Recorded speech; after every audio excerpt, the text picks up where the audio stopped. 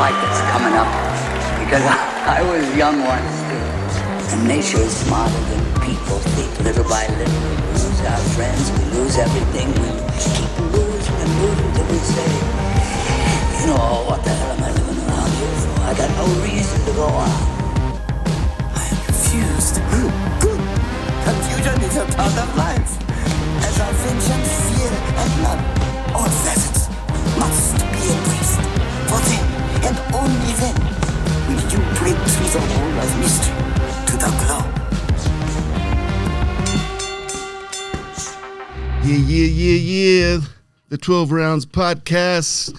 Yeah. And we got some special guests in the house tonight. My guest is Poontz. What's poppin', Poontz? Hey, man, it's kind of a deal to get you in here. We finally got you in here. Little craziness up to this point, but you know what? Sometimes it's worth the wait, you know what I'm saying? Yeah. So, all good things come in time. You know what I'm saying? So this is the 12 Round podcast. You know, we're going to go into just a little bit on, you know, who you are, where you come from, where you grew up. So sure. let's start on, you know, just the background of Poontz, you know what I'm saying? Yeah, for sure. Well, I go by Poontz, you know what I mean? I grew up in East Idaho. My parents immigrated to the U.S. when I was really little, like 3. Yeah. So we grew up in East Idaho, like Hamer, Terraton, and then ended up in Idaho Falls. Oh, nice. Right? Yeah, I've been out there. Yeah. Cool area. A lot of drugs, gang, a lot of raza over there too. Yeah. Yeah. But then I was getting a lot of trouble. So when I was about 16, I got an opportunity to move to Seattle with my brother because he was getting in a lot of trouble and he just got an opportunity to get out of it. So right, for sure. In Seattle, different scenery, different people. And that's what once I got there, I realized that I had a new slate. Yeah. Nobody knew me. So anyway, I spent a couple of years in Seattle. I was in touch with my baby mom at that time. She was my childhood sweetheart. So I moved here to Boise, knocked her up, had a kid, and then ended up moving back to Seattle. Spent some time there, about 5 more years. In 2013, I moved to Boise, and I've been here since. What's the scene like out there in Seattle? I wasn't really in the scene, to be honest with you. Yeah. I was kind of a recluse because I didn't know too many people. I was more just staying out the way. Were you into art out there, though? I heard it's like a real artsy type of, like if you're into like any sort of arts, whether it be performing arts or visual arts, I heard it's like the place to be. Portland, Seattle, that area. I think you're right, because Kurt Cobain, you know, you hear a lot of Sir Mix-a-Lot. Yeah, you know Sir Mix-a-Lot. Pearl Jam, bro. You know what I'm saying? All the time. All day, I learned to love Pearl Jam. I learned a lot about Hey, man, Kurt Cobain. that dude, Eddie Vedder, man, that's one of a kind voice right there. Right? You know what I'm saying? Yeah. Like, there's everyone after him just mimicked him. You know what I mean? Like Creed and all those guys, they just mimicked him. And I realized that when I moved out there, because I used to listen to it on the radio, like you said, the people mimicking, and even him probably. And then once I moved out there, I was like, oh, this is a whole grunge era out here. Yeah, for sure, man. So you're right. Like, what it did is it opened my mind, you know, as far as creatively, the arts and stuff. I got more in tune with myself. I was more on the fan side. I wasn't really active as an artist. So, yeah, I soaked in a lot of the arts, a lot of the vibes out there. So about how old were you when you started figuring out you wanted to start putting your energy into some art? Well, since I was real young, like a teenager, you know, I just wanted to put my energy towards some creative. And so I used to draw you know, and paint. And that just slowly evolved into getting on a beat, nice. and doing something with the beat. So you made beats. Well, I tried to. Nice. Well, you know, I mean, making beats, I dabbled in it a little bit too, man. And it's not, you got to know a lot of stuff to make a beat. I mean, there's so many things that go into composition that you got to have rhythm. Yeah, but people don't understand. You got to know like what key you're writing in, you know what I mean, to keep all your instruments in tune and whatever. But yeah, it's an art for sure, man. Yeah. So I decided to just write after a while, I was like, man, people make better beats, so I'm gonna just write and express myself like that. Easier for me. Yeah, that's that's one thing that's cool about people who are like make a prominent footprint in the game. You know what I mean? Like they always figure it out pretty early on what they're best at. You know, I'm I'm in the scene quite a bit, and just the other day I was talking to an artist, and he was like, "You can't do it all by yourself." He's like, "You got to pick one, and then let people help you." He's like, too many artists try to be the graphic designer. They try to be their own music director, their own videographer, their own graphic designer, or what I'm saying, all that stuff. So he's like, you got to pick one. That way you can concentrate your art or concentrate your creativity into that one, into that one space, and let other people help you get the other junk done. But yeah, it took me a long time to realize that, because I was one of those guys that was I had big ego in it, so I thought I had to do it on myself, and I had a lot of pride in doing it myself. I got self-made tattooed on my arm, bro. That's how much into myself I was. But I guess I realized life and time taught me that it's nice to have a team, and the workspace where I'm at, my professional job, taught me a lot about teamwork. So I apply that to the music. Another thing is like my girlfriend, she taught me that you can't do, what did she say? You can't do everything. You can do anything, but you can't do everything. Right.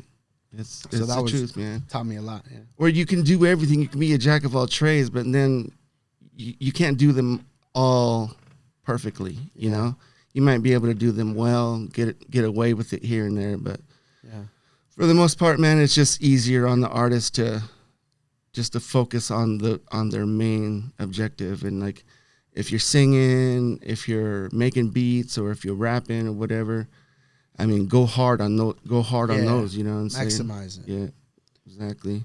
Yeah, I don't think I'm there yet. I don't think I've maximized my potential with music. I think I'm just getting started, bro. Really, if you think about it, because I'm just taking it serious. You feel me? Like I've been doing it as a hobby for years, but just recently, about two and a half years ago, maybe 3, I started taking it more serious, to putting money into it. Like I used to think that there was a voodoo like behind it, like or a taboo behind putting money into music. I'm like, well, isn't that like buying your success? Well, it took me a long time to realize the pay to play process and the invest in yourself process. Exactly. Really, what you're doing is you're making a name for yourself. So yeah, a lot of people, especially in smaller towns, smaller cities, like a lot of artists don't understand how important it is to invest in yourself. They're like, oh, I'll just do my album cover on Microsoft Paint. You know what I'm saying? Or what? I'll have my kid draw it up or whatever. You know what I'm saying? My kid's got a computer at school. I'll just have, But yeah, no, it's definitely important, man, to invest in yourself, because it really shows. Well, I mean, if you think about it, like when you go, if you're a dancer, right? You ain't gonna go dance in front of a whole group of people and yucky clothes. You want to look good, right? It's the same thing. You invest in your outfit, whenever you're doing music, whichever creative space you're in, you're investing in that space. Absolutely. I think that I think you have a point in that you got to invest in yourself, and there's so many ways to do it. I think the artists are mistakenly out there doing illegal things or things that they shouldn't be doing just to get a name or try to get some money to invest in it. And it's like, bro, you can just put a little $100 aside off your 9 to 5 and go get your stuff mixed and mastered. For sure. Go make a connection here and there and do it. Yeah, I've seen guys have a whole full family, married and whatnot. You know what I'm saying? Working 9 to 5 and setting $50 aside, $75 aside just to do their thing, and that's investing, man. That really is. And a lot of people. I mean, that's like the behind the scenes. You know what I mean? Yeah. Like a lot of people don't see those struggles. All they see is like what they see on Facebook or whatever, Instagram or whatever. Like, oh, this dude's doing it, man. Oh, he must be got this or he must got this. They don't see those struggles. They don't. But and that's kind of what like this whole 12 Rounds podcast is about is you know, like the things that we have to sacrifice to make ourselves, you know, realize our dreams, you know what I mean? And it doesn't mean, you know, like, so the word success to me, like, it I don't know if it has a place, you know what I mean? Like, because what does it mean to be successful? Like, Right. it could mean way different to me than it does to you, you know what I'm saying? Bro. But it's really, I think, anytime that you can overcome obstacles, that's success, you know what I mean? And being Latino and all that, you know what I mean? Like, there's a lot of obstacles, man, you know, especially for us in the game, you know, and so I was in the music industry back in the day too, and I was a Chicano rapper, and it was hard for us to come up. We would do shows in Mexico, and we would be like, hey, somos raperos. They'd be like, rapero? ¿Qué es rapero? You know, they didn't know what we were, they didn't even know the word yet, bro. They didn't know that música wild. rap was like a thing, you know what I mean? Like, somos raperos, then they didn't even understand what that was yet, you know what I mean? Wow, bro. So, yeah, man. And so just even, you know, appeasing our own people or whatever, you know what I mean? It was hard, you know what I mean? Yeah, coming bro. up. And, yeah, man, it definitely is freaking one of those things, man. You know, the measure of success that kind of gets me, you know, I guess it's, what do you call it? Subjective. Yeah, You know? I agree. You know, I talk about that a lot. Like, me in music, people might see me on social media doing things that might seem successful, man. But to be honest, to me, like you said, everybody kind of has their own definition. And one of the things for me was just being around for my son, bro. You know, breaking that cycle of being just the parenting. Yeah. So that's important to me. I'm already successful, bro. You know, when I realized that, I'm like, man, everything's cool. Nothing can get me down. Nothing. So now I'm at the job 9 to 5. I'm like, bro, who do I gotta talk to get your spot? You know what I'm talking? You know what I'm saying? Yeah. Who I gotta talk to hustle you out of your job? You know what I'm saying? That's where I'm at. Taking those steps up. You know what I mean? Because the same hustle you apply at the job, this is nothing different than you do in the streets. It's actually, you get more out of it when you do it legit, and you apply that same hustle and effort. So that's what I preach, is that, you know, a lot of people, like you said, we're up against a lot of barriers and a lot of things that keep us down. Well, you know, there's a system, right? You got to play the system. You can do it, though. People do it all the time. You can do it and make it play in your favor, man. For to sure. be successful. Yeah, I mean, we all manifest our own reality, man, and that's the beauty of living our lives, is that we really do have the control over what happens. And you know, there's things that happen to us that we wish they wouldn't happen. Yo, yeah. But we have a lot more control still over, like, you know, our little bubble than we really understand. Sometimes you got to stay in that bubble. Yeah. Unfortunately, You know bro. what I mean? Yeah, like the older I get, bro, it's shit, man. The older I get, the more I become like a hermit. You know what I'm saying? Yeah. And like, more focused though. oh man, yeah. Well, so like I used to be like the social butterfly, man, when I was younger. Well, and I used to do music too, so I was always doing shows and whatnot. But I mean, I always had to be around people, man. And then the older I get, I'm like, Charlie, man, I don't even like to drive to the store, dude. And I don't know if we might have to bleep out, but Right. the blue store. the blue store, whatever that place, the Wally World. But yeah, dude, I have to have backup to go to Wally World, dude. You know what I'm saying? Because Yeah. man, I get my daughters to go with me or something. Because man, I don't know what it is, man. I just can't be around that many people. I think these days there's a lot more like false sense of entitlement, especially with the kids. Mm-hmm. So it's like I think that's what makes it harder for me. Yeah. I feel you, bro. Like for me, I'm just I'm so zoned in, bro. Like it's hard to explain. It almost seems rude, bro. Like I'll push people away on purpose. But it's because I'm so busy over here. Sometimes I'll forget to tell people that I have shit going on. Like I'll forget to tell people that, like my girlfriend, that I got a podcast, that I got this, and that. That's how far. Like, where you going? Yeah, I'm like, oh fuck, I forgot to tell you. I got a podcast right now. I'm supposed to be at 12 rounds. Yeah, most of the time it's just the reason I do it is because I'm so zoned in on the long-term goal that I know that these are the times where I have to take these steps. Porque I've fucked off a lot of time, bro. You know, there's a lot of times where I'm just like, I screwed up, I messed up, I woke up and I'm like, man, I should have done this. So I'm just trying to take my time and be focused with me. You know, I think it's important for anybody progressing with self-progress. It's just to be focused, you know. And if you got to put up some barriers and keep people away, do it. You know what I mean? No, definitely. Yeah, it's for, mental health too. You know what I mean? Like, Yeah, it really is. It really is one of those things where your mental health really has to do with the people you surround yourself with. You know what I mean? Like, you want to be a successful person, or there, you know what I'm saying, whatever that means to you. You surround yourself with those like people, and then it's always like just like a snowball effect. You just get rolling, and then things get bigger, and then it becomes effortless because you've already created this big ball of success or whatever. But let's talk about some of your projects that you got going on, man. Yeah, bro. So I just right now I'm shooting a video. It's called Reflect. Mm-hmm. It's about it's just me reflecting on my childhood, reflecting on the pivoting moments in my life, and they're shown in the video. So it's real cinematic, and my son is playing me as a little me. Nice. Yeah. So getting a nice. I got Interval Studios or Interval Films are the ones that Mario Nolasco. Shout out to Mario. He's the one who's shooting it.